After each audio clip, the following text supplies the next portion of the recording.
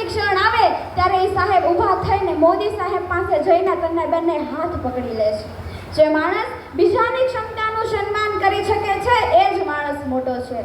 દિલવાળો માણસ જ બીજા દિલવાળાને ઓળખી શકે. મુંબઈની અંદર એક ઝુંપડપટ્ટીની બેન બંગલાના દાદરા ચડી જાય છે, હાથમાં વાટકો ને વાટકો જોઈને કહે કે બેન ઘરે ખાંડ નથી, થોડીક ખાંડ મળશે? તમે વિચાર કરો, જેની ઘરે ખાંડ ઘટતી હોય એની ઘરે ઘણું બધું ઘટતું હોય. તરત જ પેલી એક કરોડપતિ મહિલા અંદર ગઈ અને ખાંડનો વાટકો ભરીને ગરીબ મહિલાના હાથમાં આપ્યો. પછી એને ઊંઘ ના આવે. દાતાર માણસ કોને કહેવાય? દાતારી અંદરથી ફાટી નીકળે.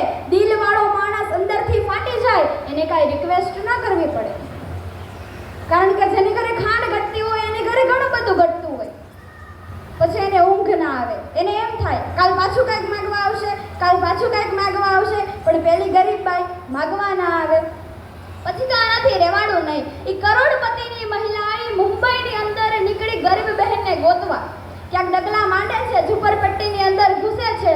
સામે પેલી ગરીબ મહિલા જોઈને રાજી થાય છે કે બેન તમે.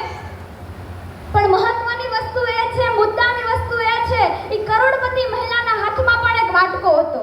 એ વાટકો જોઈને કે બેન તારી ઘરે મીઠું છે, મારી ઘરે મીઠું નથી, થોડુંક મીઠું મળશે? તરત જ પેલી ગરીબ મહિલા અંદર ગઈને મીઠાનો વાટકો ભરીને આવીને કરોડપતિ મહિલાના હાથમાં આપ્યો.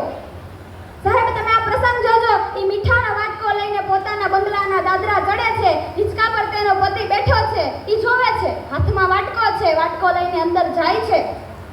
એ કહે છે કે એલા તમારો સ્વભાવ નો સુધરો, આપણા ઘરે શું ઘટે છે, તમારે આમ માગવા નીકળાય? સાહેબ ત્યારે જે આ સ્ત્રીએ જવાબ આપ્યો ને, એ આજે અહીં જેટલા પણ યુવાઓ બેઠા છે ને એને હૃદયની અંદર ગાંઠ મારી લીધેલા જેવો જવાબ છે. જો આ ગુણ તમારી અને મારી અંદર